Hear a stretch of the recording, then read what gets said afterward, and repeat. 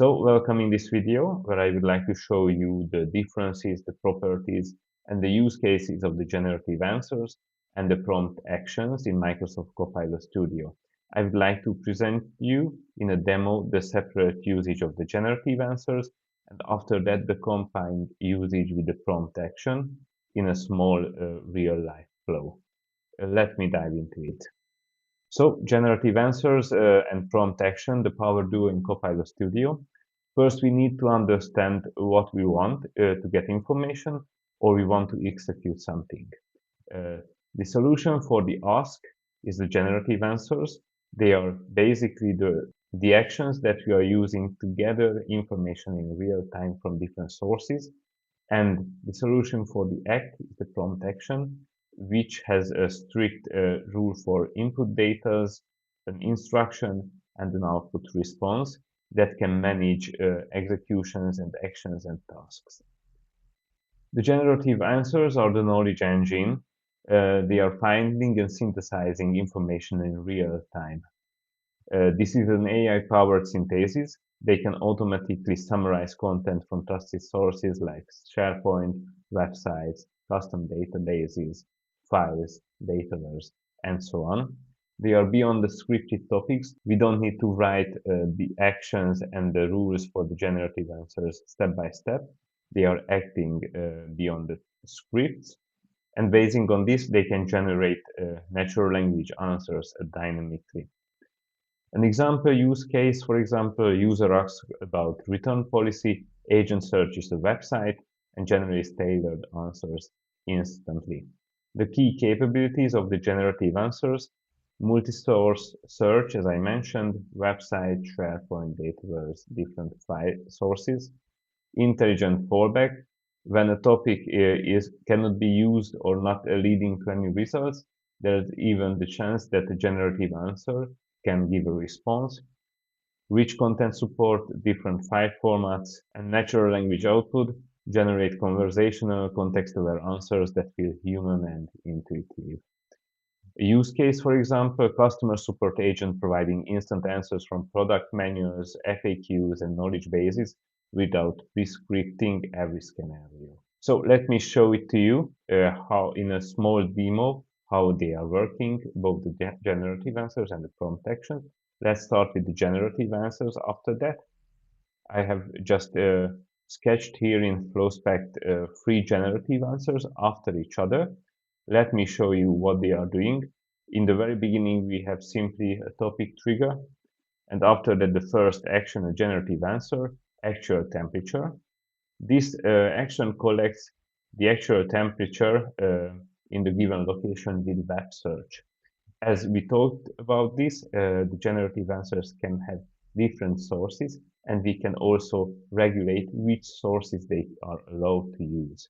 In this first node, only the web search is turned on, no other source is given to the generative answer, and the input string that we will use, what is the actual temperature in Paris, France now in degrees Celsius. The output should be a string variable, current temperature, and this data, this output will be used in another generative answer after that, which is gathering information from an online Excel table that is stored in a SharePoint library, basing on the temperature input from the previous generative answer. Let's see that. We have the input current temperature, that was the output of the previous node, and there's a source connected to that, floating adds by temperature online Excel file. This source is containing of 4 columns. We have the temperature minimum, temperature max, app category, and clothing examples. So this is how this resource looks like. And this is stored in a SharePoint library. Cold email data is the folder where we have 2 online Excel files. And the clothing adds by temperature table looks in this way. Basing on the temperature input, we can choose or we can define which app category should be used and what clothing examples do we have. This is the second generative answer node, and the output of this is the add content input, so the add category and the clothing examples collected to the given temperature. What we are doing here is we are giving an input string, what add category and clothing examples are belonging to the temperature, and here we are using the variable, the current temperature variable that was defined by the previous generative answer node. And here the settings web search turned off and search selected source is on, that only the dedicated online Excel table can be searched. After, the target of this flow is to gather the add category, the clothing examples, and to send and to prepare input data to cold email flows. We also need the mailing list with the addresses and names where we want to send the emails. These tables are AI-generated example tables. In this third generative answer node, what I'm doing now is I'm attaching also an input resource, which is also a table stored in a SharePoint library. It looks in the following way. It has only two columns. Column name is the name and the email. So this is the simple setup of this table. It is stored in the same SharePoint library and looks like this. It has altogether 10 input rows with the fictional names and email addresses. Just for this demo, these will serve as the basic email list to which the emails, the cold emails with the clothing ads should be sent. So in this generative answer node, we have the input resource. It collects the name and email addresses values from the actual mailing list belonging to the clothing ads. The output is also a string variable mailing list, and the remarks here, we have an input string. Please collect all the names with email addresses from the actual cold email list. Web search off and search selected sources on. Only this table is turned on. So here we have the mailing list output. By the previous one, we have the add content input, and these are the things that we will use in the later nodes as well. Let's check it out in Microsoft Copilot Studio. We have a simple trigger for this cold email flow topic. Then we have the first generative answer node with the input string, what is the actual temperature in Paris that I showed you, and the setup for this node. Search only selected sources is turned on, but no source is selected. Web search is turned on, and in the advanced settings, we have the current temperature string variable, that is the output. The next node, here we have the web search off, loading as by temperature online Excel table is turned on as the selected source to use, and we have here the input string with the current temperature variable inside it. The third node, it also has a dedicated Excel table in a SharePoint library as a resource, web search turned off, and mailing list is the string variable as the output. The input is a string variable that I showed you. What I need to show you is by the second one, the output string was the add content input that we talked about. After these nodes, I have an add current topic node here, so we can easily test this. I'm just simply writing in a test chat, start topic cold flow, and hit enter. The first generative answer is running. Then the second one searching for the add categories and clothing examples. And the third one gathering the data of the email list. So let's check. The answer, current temperature in Paris, France is about 8 degrees Celsius. To 8 degrees Celsius, if we are checking the online table, between 6 and 10, we have the chilly days add category with these clothing examples. We received add category chilly days and the clothing examples belonging to them. And here we have altogether 2, 4, 6, 8, 10 names with email addresses from the mailing This demo showed you how we can gather information from different sources with the help of the generative answers. And after that, we want to use this information, and that's where the prompt actions are coming to play. The prompt action is a task executor. For example, create my expense report. The complex workflows can be reduced to single interactions. Prompt actions enable Copilot Studio to execute specific business tasks through precise GPT-powered instructions. We need to have structured variables, input and output variables. We can extend with the help of the prompt actions the business logic. We can manage repeatable actions as well, and they can serve as AI plugins. We can write one prompt action, and we can use in our Copilot Studio flow in different multiple places as well. Simple example, summarize quarterly sales data. It initiates an action that pulls data from Dataverse, analyzes trends, and returns a formatted report, for example.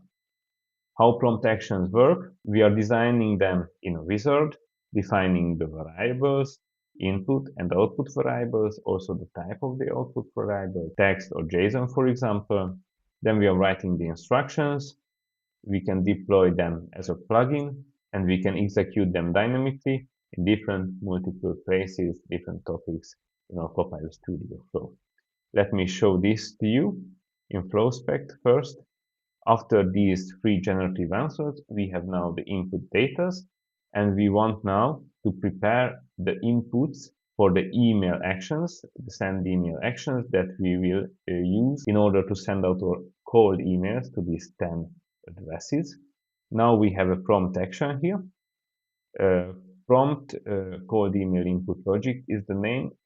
The inputs are the add content input that we received from this generative answer node. Then the mailing list is another input, and we have here the cold email input logic prompt, which prompt looks in the following way. The inputs are the add category and clothing examples, and the email list with the names. The output is scripted like this. Please generate a JSON file in the format and with the content as defined below. And in this JSON file, we have the address, subject, and the body, these three properties. And here I can define how the values of these properties should be calculated. The first one, the email address is from the mailing list input. Please always generate an array even if there is only one email address in the input. List all email addresses in the array that you can find in the input. That means that within this one property, I will have an array, different items, because I have different multiple email addresses, then I want to list all of them. Then the subject, please generate unique subject lines for the emails that are intended to be sent to the addresses in the mailing list. The emails should advertise clothes that can be found in the add and clothing input. Please create an array in connection with the address property. This means that it is also an array that is in connection with the array of the address property. So if you want to use the second item from the address and the subject property as well, they are belonging together. And this is the same in case of the body. Please generate unique email bodies for the emails using the HTML characters, like and so on, that are intended to be sent to the addresses in the mailing list. The email should advertise clothes that can be found in the add and clothing input. Please create an array in connection with the address property. GPT-5 reasoning model is used for this prompt. So in this flow, this is the only prompt here that is registered and can be managed, can be monitored, developed later on as well. These are the three inputs. This node generates and stores the addresses, subject, and body for the email generation to the cold email list participants in a JSON record. So the output, cold email input data, is basically a JSON record that we are receiving. Let me show this to you in Copilot Studio. After the three generative answers, I have now a prompt action here. The inputs are the add content input mailing list, as we mentioned, and here we have the cold email input logic prompt. It has the same script as I showed you, GPT-5 reasoning model is turned on. And now I have input data here, example data for these two input variables. And if I'm hitting test, I will see the structure of the JSON we will receive. The JSON should look in the following way. We have first the address property with the different items, the email addresses, then connected to them the subject items, and after that the body items with the HTML formatting characters. I had here for this demo purpose this current topic node that I'm deleting now, saving the topic. As we can see here, the output of this prompt action is the called email input, record variable, which is basically the JSON file. With the message node, we will present here the text of this record file here. After that, I have added 3 message nodes as well. Each one is intended to present the data of the first items within all 3 properties. This I'm reaching with the index function, in which I have the topic, called email input data, structured output, address variable, and with this number 1, I'm indicating that I want to receive the result of the first item. And this same method is used by giving back the values of the subject, and also in the same way the body value. So let's turn back on or test the chat, and I'm starting a new chat in which I'm giving this request, and we can check now that the generative answers are running, the temperature, then we have the add category and clothing examples, then the mailing list data should arrive, then the prompt action is running, and we will see the results here. Here we have, if I'm scrolling back, the text format of the output record variable with the properties and the items. Inside these properties, the email addresses, then the subjects, then also the email body. And if you want to check out the first item, which belongs to this email address with this subject and this email body, hi Alex, chilly days in Paris, top pics, warm regards, yours typing, and so on. So with this, we could reach that we have now record variable with the email address, subject, and body input that we can use later on in a send email action as an input for a cold email flow. What we did here is that we connected the generative answers and after that the prompt action. This is the perfect partnership. The capabilities are combined and we have a unified experience.